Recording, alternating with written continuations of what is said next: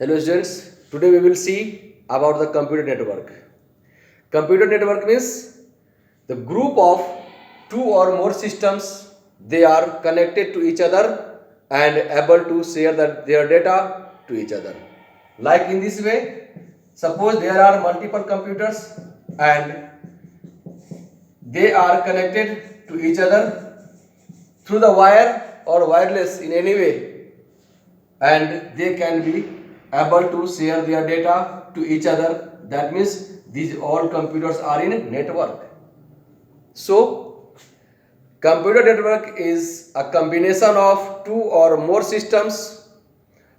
Computer network is an interconnected link between two or more systems through which they can share their data, they can chat to each other, they can share their resources, they can communicate to each other.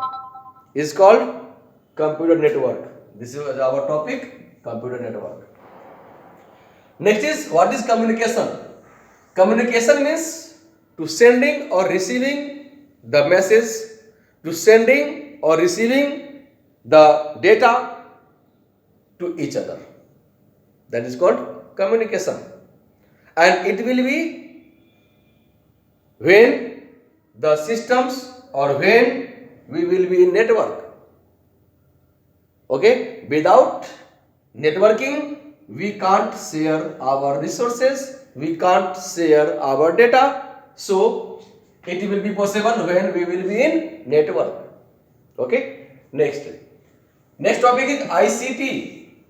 ICT, information communication technology. ICT means information communication technology. This technology is based on the information through which we communicate. Like just we are using mobile, that is also a part of type of ICT. We are using telephone, landline telephone, that is also a type of ICT.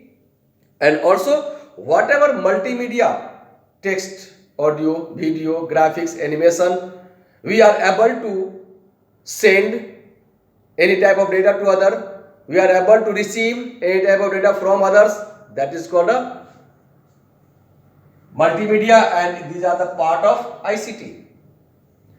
I have also earlier said that combination of several types of media like text, audio, video, graphics is called multimedia, and if we send through the devices, that devices is called ICT, like telephone, TV, computer, mobile, these all are the part of type of ICT. Next, if this all works can be done using network, then what is its advantage? After listening these all types of tasks, these all types of work, we can assume that there are so many advantages of networks, like help in communication. Just I have seen, just I have told that mobile phone is also a type of ICT, because using mobile phone we are able to send our message, we are able to talk to other, we are able to receive the others message, that is a part of communication. So networking helps us in communication. Next, it reduce cost. It reduce cost, इसमें पैसा कम लगता है ना. If you want to send the same type of data to multiple person, among multiple person, then you can use a network, and at the same time you can send your data. Suppose मान लीजिए कि आपको कोई data, कोई आप person जो America में रह रहा है, इंग्लैंड में रह रहा है, नेपाल में रह रहा है, कहीं और रह रहा है, बाहर रह रहा है, अदर स्टेट में रह रहा है, और सबके पास मैसेज करना है, किस चीज का मैसेज भेजना है, तो आप क्या करोगे? जस्ट ईमेल खोल दिए हम लोग नेटवर्क का यूज करके, इंटरनेट का यूज करके, और ईमेल कर दिए, सबको एक साथ भेज दिए, कम पैसा में चला गया. सपोज कि अगर नेटवर्किंग का कंसेप्ट नहीं रहता, इंटरनेट का कंसेप्ट नहीं रहता तो सब जगह पार्टिकुलरली जाना पड़ता, भेजना पड़ता, सबके पास पोस्ट ऑफिस के द्वारा लेटर भेजना पड़ता. That was the very cost effective. But now using internet, it can be reduced. That means cost can be reduced. Okay. Next, all type of file can be shared. Just I have told, like text, audio, video, graphics, animation. That means audio and video. All types of data can be shared using network. अभी हम लोग देखते हैं ना, computer और mobile is a type of or part of our entertainment using multimedia because we are able to see the audio and video. Okay, so all types of communication can be shared using the network. Next, efficient storage data. Data can be stored at a main server. That means अगर networking है तो वहां पे कोई ना कोई एक system ऐसा होगा जहां पे हम डेटा को स्टोर करते हैं, स्टोर रहता है, और उस सिस्टम को सर्वर बोलते हैं, मेन सिस्टम बोलते हैं, पावरफुल सिस्टम बोलते हैं. तो सर्वर क्या है? सर्वर इज द मेन और powerful system which store multiple data and able to share their data among the other system which are connected to that server, to that system. Okay, अब जितने भी system उस server से, उस system से connected है, उस सबको वो शेयर कर सकता है. तो वो हमारा क्या हुआ, डेटा एक जगह मेरा स्टोर रहा, बाकी सब पे कहीं कोई दिक्कत नहीं है, सब एक्सेस कर लेगा, चला जाएगा, एक जगह स्टोर है.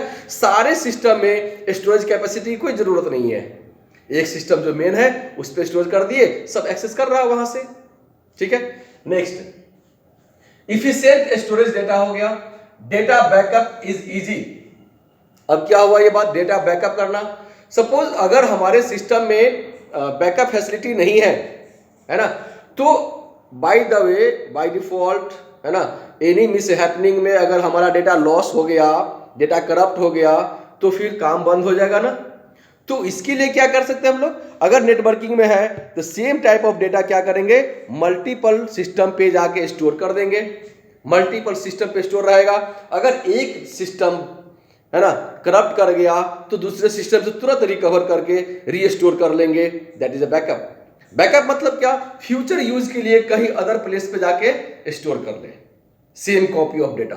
और जब कभी ऐसा जरूरी पड़ता है कि हमारा डेटा करप्ट कर गया, डेटा नहीं अवेलेबल है, तुरंत रिसीव कर लिए, दैट इज बैकअप. तो वो भी हम इजीली कर सकते हैं. जैसे रेलवे डिपार्टमेंट का अगर एग्जांपल ले लें, मान लीजिए कि पटना में है, मुंबई में है, दिल्ली में है, कहीं और कहीं सब जगह उसका मेन ब्रांच है. कहीं ना कहीं एक जगह उसका मेन सर्वर होगा जहां काम कर रहा होगा. सपोज अगर वो दिल्ली में उसका मेन सर्वर है और दिल्ली वाले सिस्टम के सर्वर वाले सिस्टम अगर करप्ट कर जाए तो क्या अगले दिन से ट्रेन चलना बंद हो जाएगा? नहीं, क्योंकि उसका जो डेटा है वो अदर स्टेट में बैकअप के रूप में स्टोर किया हुआ, रखा हुआ है. अगर एक जगह कहीं पे करप्ट होता है, तुरंत रिकवर करके रीस्टोर कर लेता है और काम अगले घंटे से ही, अगले आवर से ही शुरू हो जाता है. ठीक है. तो रिकवरी हम लोग इजी कर लेते हैं, किससे, नेटवर्किंग से.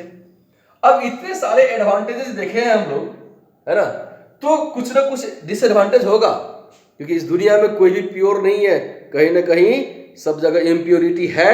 तो जहां अच्छाई है कुछ ना कुछ बुराई होता है. तो यहां पे क्या बुराई है भाई, सिक्योरिटी इशू है. अगर थोड़ा सा लीक हो गया सिक्योरिटी तो पता चला आपका सारा डेटा, है ना, मार्केट में है और आपका डेटा कोई और यूज कर रहा है और आप रोड पर आ गए. तो सिक्योरिटी अगर स्ट्रांग नहीं है, आपका पासवर्ड, आपका फायरवॉल अगर स्ट्रांग नहीं है, तो आपका सिस्टम, आपका सारा डेटा, आपका सॉफ्टवेयर करप्ट हो सकता है. नेक्स्ट, मालवेयर, वायरस का प्रॉब्लम. अगर मेन सर्वर में लग गया तो पता चला क्या, सब खत्म, है ना. तो एक वायरस बहुत बड़ा प्रॉब्लम है सॉफ्टवेयर के लिए. Next, hacking and cracking. ये दो प्रॉब्लम है, हैकिंग और cracking. Hacking means while you are sending your data from your system to another system via the network, at that very time anyone who is very intellectual person, very qualified person in technology, and they watch your every activity, what are you doing through the network, and they access your data. आपके data को access कर लिया, hack कर लिया, है ना, kidnap कर लिया. अगर किसी पर्सन को कोई कैच कर लेता है, अरेस्ट कर लेता है या फिर कैप्चर कर लेता है तो उसको हम क्या कहते हैं, किडनैप कहते हैं ना। हवाई जहाज को कैप्चर कर लिया तो हाईजैक बोलते हैं। सिमिलरली अगर हमारे सॉफ्टवेयर को कोई कैप्चर कर लिया उसको हैक बोलते हैं। तो हैकिंग करना मतलब आपका एक्टिविटी देखते रहता, देखा कि कहीं भी इसका सिक्योरिटी लो है ना, पासवर्ड नहीं है, या फिर है ना इसको हम कैच कर सकते, इसके पासवर्ड को ब्रेक कर सकते हैं, ब्रेक करके आपका सॉफ्टवेयर वो चोरी कर लिया, तो आपका हैकिंग कहला गया। नेक्स्ट, क्रैकिंग मींस आपके पूरे के पूरे डेटा को कैप्चर नहीं करेगा। वो क्या करता है, वो भी बहुत इंटेलेक्चुअल पर्सन होता है, वो हर तरह के प्रोग्रामिंग लैंग्वेज का कंसेप्ट उसके पास होता है। वो क्या करेगा, आपके डेटा का अंदर जो भी, आपके सॉफ्टवेयर के अंदर जो भी मेन पार्ट होता है, इंपॉर्टेंट होगा, जो उसके लिए यूजफुल होगा, उस पार्ट को वो कॉपी कर लिया, चुरा लिया, और बदले में जितना एमबी का, जितना जीबी का, जितना केबी का पार्ट वो लिया, उतना केबी का, उतना जीबी, उतना एमबी का पार्ट वो कुछ अननेसेसरी फाइल डाल दिया, ताकि पता ना चले नेटवर्किंग में, बहुत जल्दी इसका इन्वेस्टिगेशन नहीं हो और उसका काम हो जाता है। तो ये भी बहुत बड़ा ड्रॉबैक है नेटवर्किंग में। तो हमें जब भी नेटवर्किंग करते हैं और डेटा हमारे नेटवर्क में जब जाने वाला होता है, तो बहुत बड़ा रोल है सिक्योरिटी का। अगर आपके पास सिक्योरिटी स्ट्रांग नहीं है, then you will not be success in your work. Okay, तो इस वीडियो में आज हम लोग इतना देखे हैं। इसके बाद इसका टाइप देखेंगे नेटवर्क का, वो नेक्स्ट वीडियो में। Thank you.